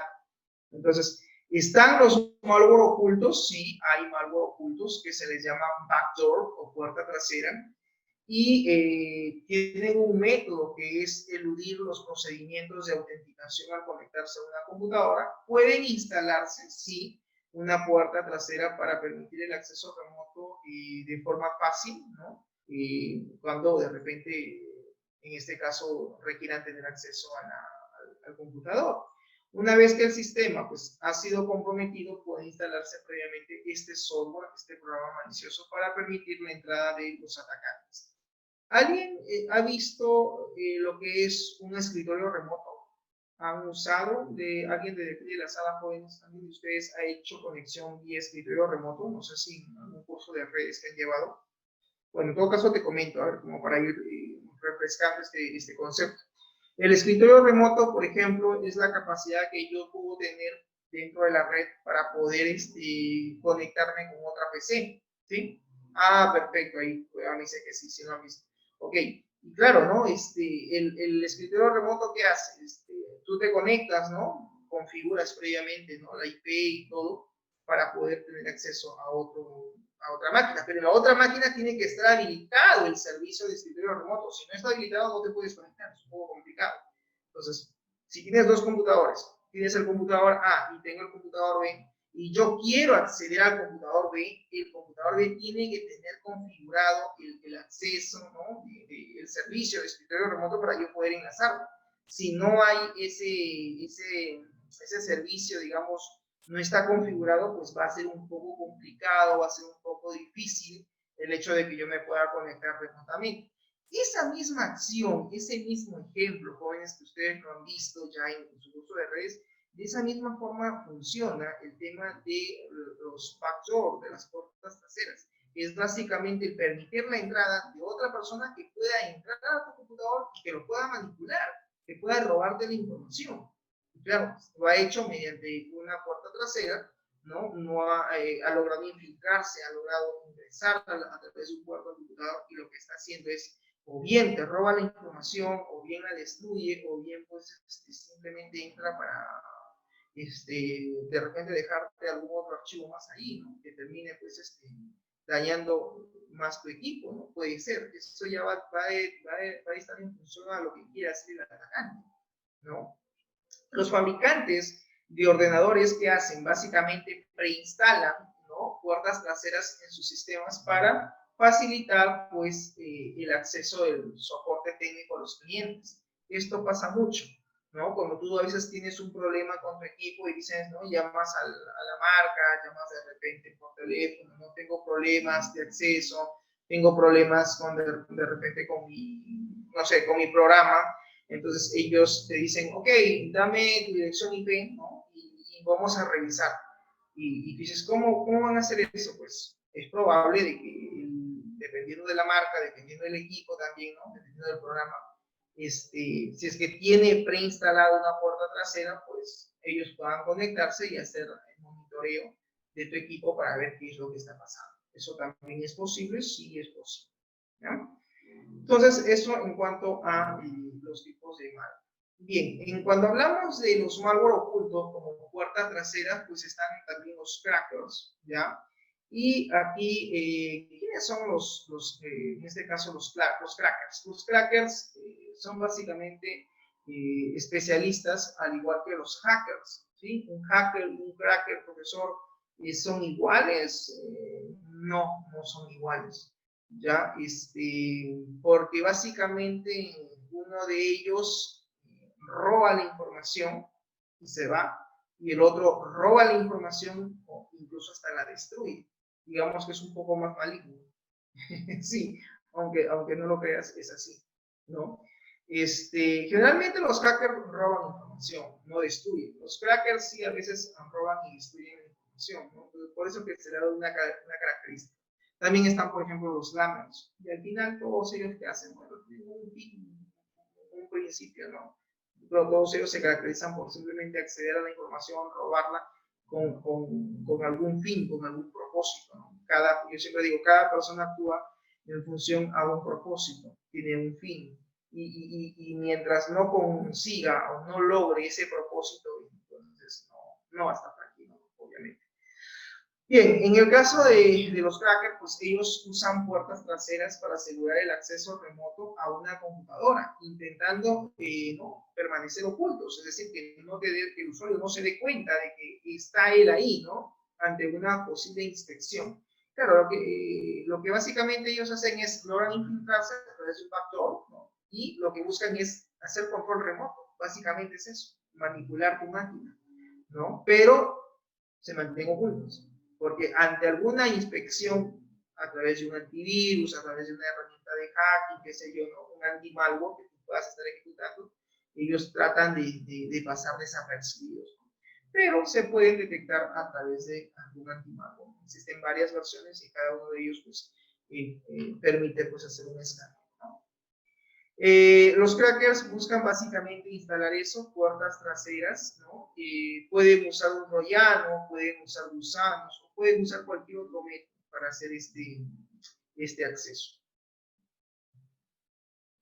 Bien, también están los malware ocultos de tipo drive-by download, que son básicamente sitios que se instalan spyware o códigos que dan información de los equipos sin que el usuario se percate. Google ha descubierto 1 de cada 10 páginas web que pueden contenerlos, ¿no? Por eso te decía que hoy en día, pues, si tú tienes una cuenta de correo en Google, por ejemplo, es bien difícil que Google, digamos, acepte incluso el adjuntar algún archivo malicioso. Es decir, otra persona coge el malware y desde su propia cuenta de correo de Gmail quiere enviar a otro usuario de Gmail, no lo va a hacer.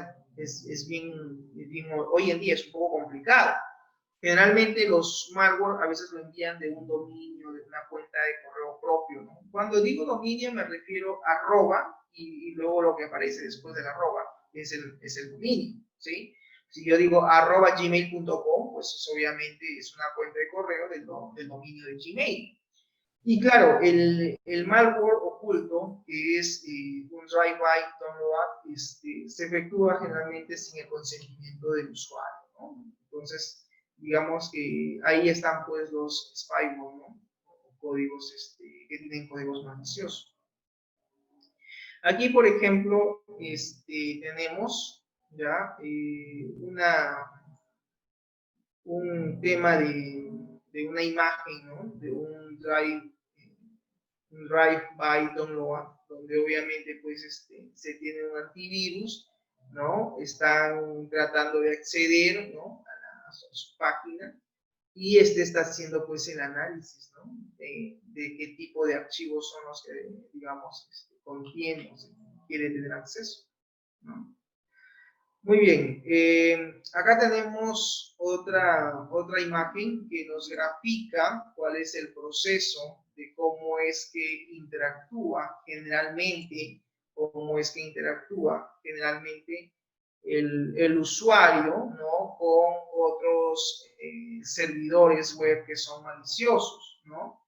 Que generalmente el usuario lo que hace pues es se conecta, ¿no? A un servidor web, a una determinada página web y a veces puede terminar redireccionando al usuario a otro servidor. Pasa, claro que pasa. Y a través de este redireccionamiento de servidores, pues ¿no? Se envía a otro servidor de tipo exploit que a su vez lo envía pues a un servidor que contiene malware, ¿no? Y obviamente pues de aquí lo que hace es este servidor que contiene malware, que contiene virus, ¿no? Que contiene, como se dice, algún tipo de virus, que puede ser un gusano, un troyano, ¿no? Un backdoor, ¿no? O un virus de tipo puerta trasera, pues va a terminar descargándose, ¿no? Al equipo del usuario. Entonces, tenemos que, digamos, tener cuidado a qué servidores web tenemos acceso. Cuando tú pones www. No voy a poner ningún nombre de página web específica, pero por ejemplo, ¿no? www.micash, ya ahí está, .com.p, yo tengo que verificar si esa URL a la cual voy a tener acceso es una página web segura, ¿no? Y de repente Diestra dirá, profesor, ¿y cómo sé yo si es una página web segura o no? Pues tienes que tener un antivirus mínimo en tu máquina con licencia actualizada.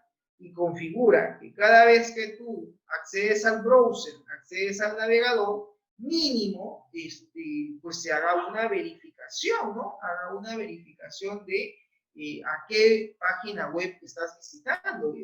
Si él detecta código malicioso, entonces inmediatamente te va a mostrar una alerta, ¿no? Te dice, cuidado, cuidado, usted está intentando acceder a una página que contiene probablemente código malicioso, que contiene virus, ¿no? Te muestra la alerta, ¿no? Ya tú, como usuario responsable, corres el riesgo de acceder o simplemente le niegas el acceso, ¿no?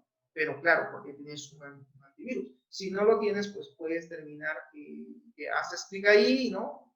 Aparentemente esa página estuviera infectada o tiene algún código que te puede redireccionar a otra página, ¿no? Sin que tú hayas abierto ningún enlace, te lleva, te redirecciona a otro servidor que contiene una serie de exploits y que contiene pues código malicioso, y te puede llevar a otro servidor que contiene exclusivamente virus, que están ahí todos almacenados, listos para que sean descargados mediante el acceso a la nube. Entonces, la recomendación es tener cuidado con ello, ¿no? Esa es un poco la recomendación. ¿Estamos? Muy bien, también existen los malware de tipo rootkits. Los rootkits básicamente modifican el sistema operativo, son otros tipos que existen, otros tipos de malware, modifican el sistema operativo de un computador, permiten que el malware permanezca oculto al usuario, por ejemplo, evitan que un proceso malicioso sea visible en la lista de procesos del sistema o que sus ficheros sean visibles en el explorador de archivos. Originalmente era un conjunto de herramientas instaladas por un atacante, ¿no? En un sistema Unix, donde el atacante pues había obtenido acceso del administrador, ¿no? El famoso usuario root. ¿Alguien de los presentes, por ejemplo, ha trabajado con Linux? ¿Han escuchado del sistema operativo Linux? No solamente en Microsoft, ¿no? También existe Linux. ¿Han escuchado de Linux? ¿Ideas? ¿O han visto o alguien ha podido experimentar o utilizar este sistema operativo? Es un sistema operativo de licencia free. No necesitas licencia para poder trabajar con Linux. A ver, ¿qué nos dice Brian? Sí, se ha trabajado. Ok, te comento, Unix es muy parecido a Linux. Unix, Linux, Ubuntu también son sistemas operativos de código free. Son sistemas operativos que no necesitan licencia, ¿no? Por ejemplo, lo interesante de Linux es de que también tiene su propio Office, tiene su propio Word, tiene su propio PowerPoint, tiene su propia hoja de cálculo. Claro, no se llama Excel. Allá en Linux se llama OpenOffice, ¿no? Tiene otro nombre. Y claro, Linux, la característica de Linux que me parece interesante es que tú puedes tener una o dos o tres, cuatro carpetas con el mismo nombre. Profesor, la misma carpeta con el mismo nombre, sí. En Linux sí se diferencia mayúsculas de minúsculas. Yo puedo tener la carpeta web en mayúsculas, puedo tener la carpeta web en minúsculas, puedo tener la carpeta web donde la primera letra sea mayúscula y el resto minúscula dentro de una misma ruta, dentro de una misma unidad. Y Linux lo diferencia claramente. Como sistema operativo, él diferencia mayúsculas de minúsculas cuando crean directorios. Lo que no sucede en Microsoft. Microsoft, tú creas una carpeta web en mayúsculas, intenta crear otra carpeta web con letras minúsculas, te sale error, la carpeta existe. Se puede crear un directorio igual. Y si no, es esa forma. ¿Qué nos comenta Cueva? una vista diferente a lo que normalmente estamos acostumbrados. Sí, Linux efectivamente es totalmente distinto. Y como sistema operativo libre, de software libre, te comento, también tiene su propio Office. Y a nivel mundial son pocos los países que trabajan con Linux. Por ejemplo, Brasil es uno de los países donde casi la gran mayoría, casi todo su aparato estatal, es decir, todo lo que es a nivel de ministerios, ellos trabajan con software libre, ellos trabajan con Linux. Portugal también es otro país que también utiliza software libre, ¿no? Por mencionar de los países, digamos, que trabajan con plataforma Linux en el Estado. Después, en la gran mayoría de países, pues creo que yo que casi más del 50% de países en el mundo, casi, me atrevería incluso a decir hasta el 70% de esa información que lo revisé hace 4 años. Al menos que la estadística haya cambiado, puede que haya cambiado. Utilizan Microsoft, utilizan tecnología Microsoft, pero Linux también existe. ¿Y por qué crees tú que existe, por ejemplo, MySQL? MySQL es un gestor de base de datos y que también corre perfectamente en Linux, como que también puede correr en Microsoft. O sea, tiene la capacidad de adaptación a ambos sistemas. ¿Quieres hacer una aplicación web de costo free? Yo te diría, utiliza lenguaje PHP y utiliza MySQL.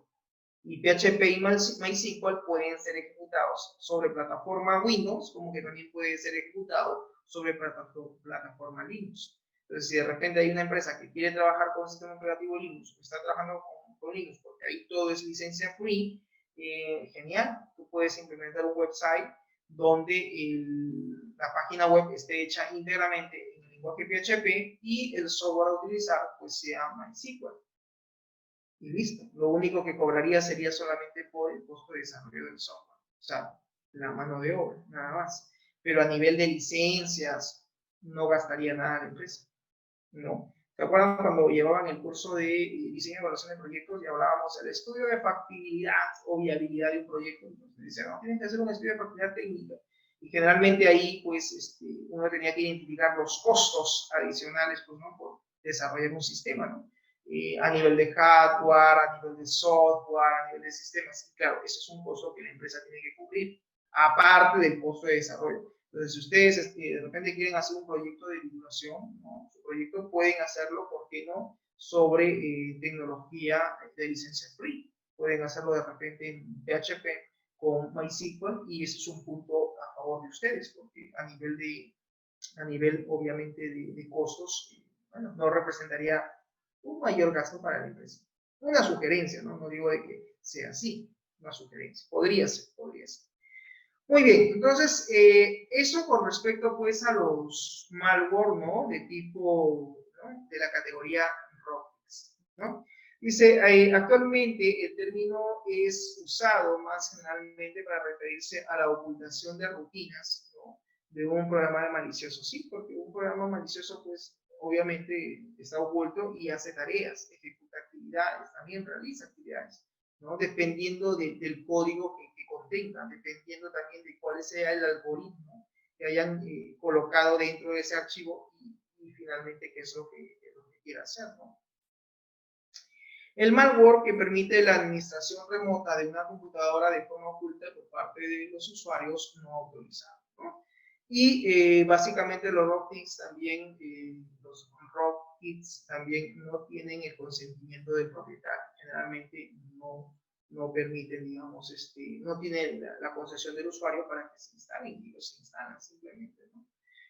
Bien, también están los troyanos, ¿ya? Y en el caso de los troyanos, pues esto es en realidad un programa malicioso, pero es un híbrido. ¿Por qué se dice que un troyano es un híbrido?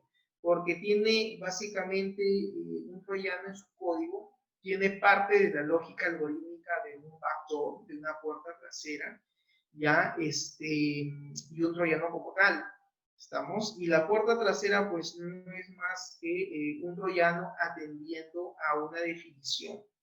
Y generalmente los troyanos pues están disfrazados como algo inocuo o atractivo que invitan pues al usuario a que autoejecute o ejecute en todo caso dicho archivo, ¿no?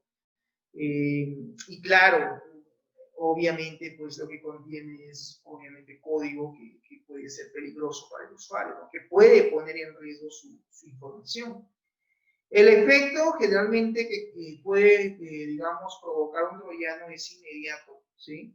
Incluso puede llevar a consecuencias indeseables. Estas consecuencias indeseables generalmente son el que se borren los archivos de los usuarios. O sea, si tú tienes un archivo y realmente no está oculto, a veces nosotros como usuarios utilizamos el lenguaje DOS, ¿no? Digamos, la ventana de comando de DOS, ¿no? Sistema operativo de disco, ¿no? Disk Operating System. Y claro, a través del algoritmo del código DOS tratamos de quitarle, pues, ¿no? Los atributos al archivo, tratamos de devolverle, ¿no? Los atributos por código, ¿no? Por programación, a veces por algoritmo, en la famosa ventana de consola, y a veces nos damos cuenta de que, oye, el archivo no está oculto, no hay nada. Entonces puede que el archivo sí se haya eliminado. De repente lo que tuviste en tu pendrive o en tu disco no era un simple virus, no era un simple gusano, era en realidad un troyano. Y eso sí es un problema, porque si se ha borrado el archivo, ¿qué hacer? Lo que podríamos hacer ahí es de repente utilizar un programa que nos permita, pues, recuperar archivos, ¿no? Como el recovery, por ejemplo.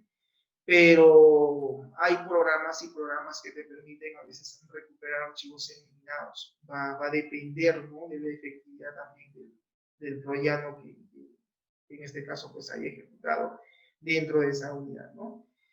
A nivel mundial, los malware detectados que son en este caso de tipo troyano representan generalmente el 81%. Es un porcentaje bastante amplio, ¿no? Más del 50%, ¿no? De virus pues son troyanos, ¿no? Como me dice en este caso.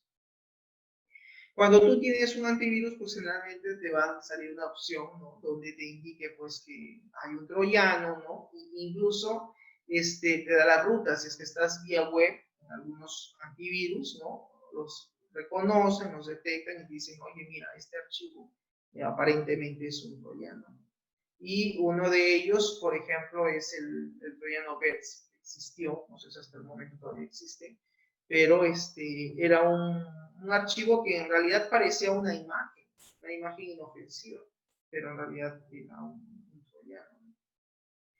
Muy bien, a continuación vamos a ver básicamente el porcentaje, ¿no? de malware que representan, ¿no? En este caso los troyanos, y aquí nos podamos dar cuenta pues que más del 80%, ¿no? digamos, de malware en el mundo son troyanos. Nos podemos dar cuenta en un índice, en un porcentaje muy, muy pequeño, estamos spyware con un 2,89%, y pues quien lleva en este caso, digamos, gran porcentaje, pues son los troyanos, ¿no? Que son tipos de malware común que existen a nivel mundial, ¿no? Acá tenemos un reporte, este es un reporte del año 2007, esto lo encontré en la página de IBM, ¿no? En ese tiempo, cuando se hizo la estadística, en ese momento, los troyanos representaban el 28%, ¿no? de afección, donde casi en un porcentaje mínimo, ¿no? Solamente un 2% o un 3% eran, como se dice, otro tipo de malwares, ¿no? Los virus 13,7% y más de casi, digamos, las 3/4 partes, ¿no? El tipo de malware común eran los troyanos. Acá nos habla de que IBM, a través de su sistema de seguridad de Internet, que nace en el año 1994, ¿no? Desde ese momento pues se ha transformado en uno de los referentes obligatorios al momento de estudiar las amenazas que existen en Internet.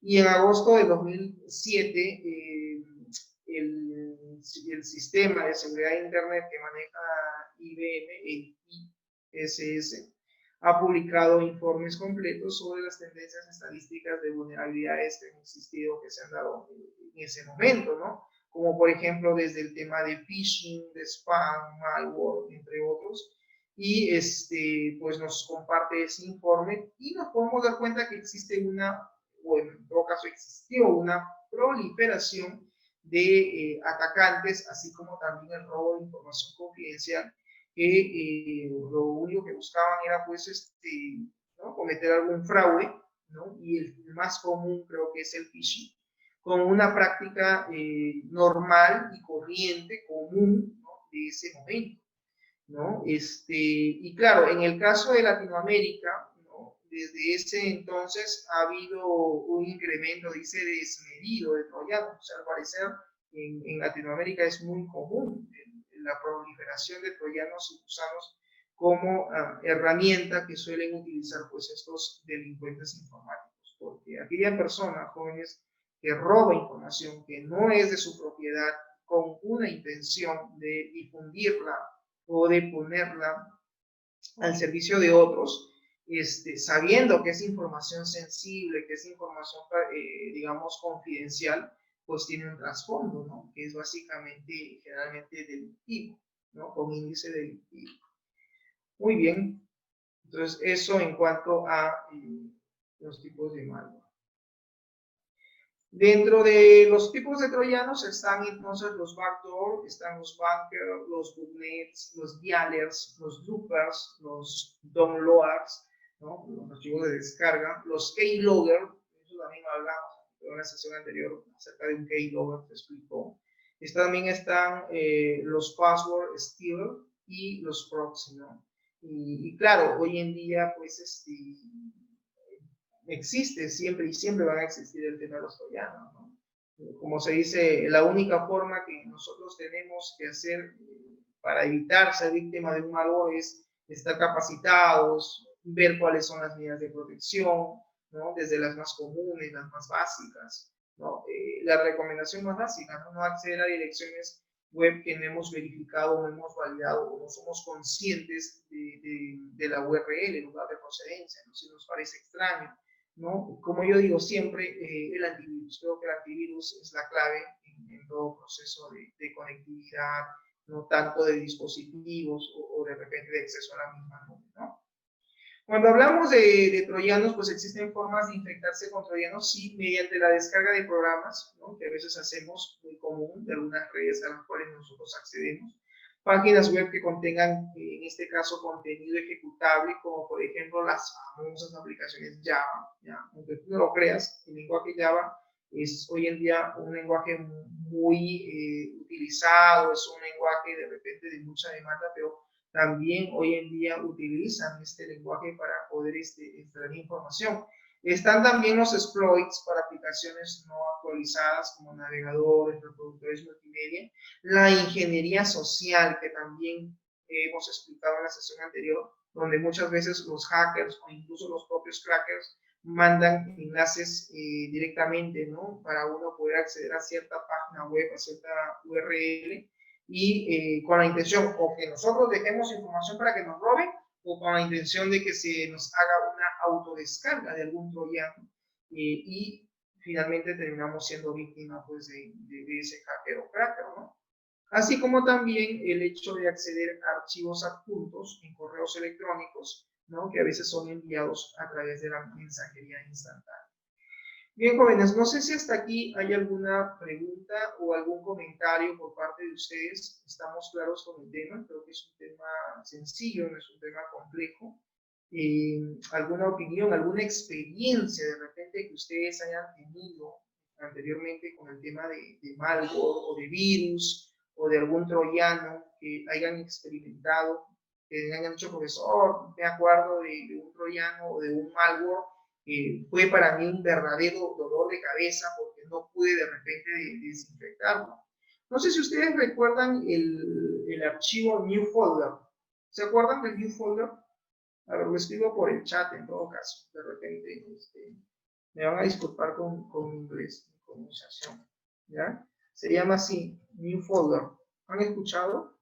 ¿Recuerdan? Ese era un archivo muy común. Que estuvo proliferando, creo, en el 2018, 2019. No había pendrive que no tuviera en realidad ese archivo, ¿no? New folder es decir, nueva carpeta. ¿no? Y claro, pues te crearon una nueva carpeta y se replicaba, y todavía ponía newfolder.exe. Entonces, bueno, yo sí tuve una experiencia, les comento un poquito, con newfolder. Era básicamente un malware, un virus, que lo que hacía era, me creaba una carpeta y lo autorreplicaba. Y tenía newfolder 1 y newfolder 2, ¿no? Era un medio molestoso la carpetita. En realidad, mis propias carpetas que yo tenía, las creaba como newfolder, ¿no? Con el mismo nombre y la extensión, ¿no? Entonces era un poco complicado a veces desinstalarlo, ¿no? Eliminarlo en realidad. A ver, ¿qué me dice Cueva? Solo que en el colegio nos castigaron con bajar juegos de máquinas y llenábamos de virus todas las veces. Sí, a veces también pasa. Y sí, efectivamente, los chicos pues suelen a veces en los laboratorios no solo acceder a juegos en línea, sino que también terminan a veces accediendo a páginas que obviamente pues tienen algo, ¿no? Y eso sí termina siendo un dolor de cabeza para el pobre asistente de laboratorio de cómputo, ¿no? Que es el encargado de revisar las máquinas y todo lo demás, ¿no? Pero claro, cuando uno tiene una red interna, pues tiene que pensar en seguridad informática, ¿no? Porque si no, eso se vuelve un caos. El malware puede ser algo inofensivo al inicio, pero si es que retrasa el trabajo, si es que de repente limita el acceso a los servicios por parte del usuario, eso sí puede convertirse en un dolor de cabeza para los usuarios, ¿no? Entonces, por eso la recomendación siempre de tener al usuario concientizado, ¿no? De ver a qué páginas accede, ¿no? Yo siempre le digo a los estudiantes, ¿no? Profesor, estoy trabajando en área de sistemas. Ah, qué bien, le digo, ¿y qué estás? Estoy encargado del área de soporte técnico, ¿ya? Y tengo un problema porque las máquinas se infectan con virus. Y le digo, pero la solución es sencilla, le digo, identifica cuáles son las páginas web a las cuales los usuarios pueden tener acceso. ¿Y cómo sé eso? Pues entra al archivo de cookies, entra a las cookies. Acuérdate que cada computador maneja archivos temporales, entra a la carpeta de archivos temporales, ¿no? Windows R, a ver, lo voy a escribir por acá. Tú pones, por ejemplo, Windows R y escribes esto, ¿no? Para poder acceder a los archivos temporales, y ahí están las cookies, y ahí se va a guardar, le digo, la URL a las cuales ellos han accedido, y los puedes ordenar en el tiempo. Y le digo, captura cada una de esas URLs que generalmente han visitado y analiza, tú identificas si esas URLs pues tienen algo. De ser así, simple, implementate un servidor proxy, de tal manera que para que quieran tener acceso a la nube, tú en el servidor proxy vas a denegar el acceso a esas páginas web. El servidor proxy no solamente lo puedes utilizar para denegar el acceso a las redes sociales, ¿no? Que es muy común que el usuario pues quiera acceder a Facebook o de repente a Instagram o a YouTube, qué sé yo, ¿no? Y que obviamente un área de trabajo no está permitido, o por política de la empresa se restringe, ¿no? Dice, no, nadie va a tener acceso a teléfono. Tú puedes también mediante un servidor proxy denegar el acceso a ciertas URLs, juegos en línea, etcétera, donde sabes tú que el usuario pues puede, ¿no? De forma de repente no intencionada, terminar descargando algún malware. Y eso es común, eso puede pasar, ¿no? Así es, los archivos temporales. Entonces, ahí sí podemos tener acceso, ¿no? Y con un servidor proxy simplemente denegamos el acceso, solucionar el problema. 1. 2, el antivirus. 3, concientización al usuario, ¿no? Entonces, eso ya tiene que cada empresa saber qué políticas o qué medidas de seguridad va a implementar, ¿no? Para evitar, en este caso, la descarga de archivos, ¿no? Inofensivos, o inclusive en la descarga de archivos de algún tipo de malware. Bien, jóvenes, estamos ya con el tiempo. No sé si hay alguna otra opinión, algún otro aporte por parte de ustedes. Diestra, Cano, Cerro. Cerro no lo he escuchado en esta clase el día de hoy. Cerro lo tengo ahí calladito. Lucero creo que sí participó. Santos también. Presente, profesor. Estoy presente, profesor. ¿Cómo está, Cerro? ¿Todo bien? ¿Cómo vas? ¿Cómo van las clases? Cuéntame. ¿Estás entregando tus tareas? Por favor, Cerro, no te desaparezcas ese semestre. Ya, apoya a Purisaca. Ya, Purisaca siempre está pendiente de ti. Me dice, me comenta, no lo sé. Y nada, trata de este semestre todos, en realidad, por favor, es su último semestre, traten de entregar los trabajos, traten de participar, traten de, no solamente en mi curso, hablo en forma general, de todos sus cursos que ustedes tienen, participen. Es el último semestre, es el último esfuerzo por realizar y ya pasan a ser egresados, ya pasan a estar en la lista de egresados, ¿no? Próximo, seguramente, el próximo año, Dios mediante, a titularse, ¿no? Ya los veré por ahí seguramente en el 2021, cuando volvamos, si Dios así lo quiere, en el modo presencial, los veré a más de uno con su borrador de proyecto de tesis, ¿no? Proyecto innovador dando vueltas por ahí por el eso. Seguro que sí. Bien, jóvenes, entonces, no sé si hay alguna otra observación. ¿Quién está por acá? Diestra. Ok, Diestra, gracias. Bien, entonces eso sería todo de mi parte. Por favor, vayan entregando las actividades. No se olviden, por favor, que mañana se cierran las actividades, me parece, la actividad 3, 4 y 5. Ya, por favor, la fecha, me parece, de configuración de esas actividades lo van a tener hasta el día de hoy, pero tienen un día más, es hasta el día de mañana. En todo caso, revisen y traten de entregar. Bien, eso sería todo de mi parte. Muchas gracias por su atención y nos vemos la próxima semana. Cuídense. Chau, chau. Hasta luego, profesor. Muchas gracias. Nos vemos, cuídate. Cuídense todos, jóvenes. Buen fin de semana. Hasta luego.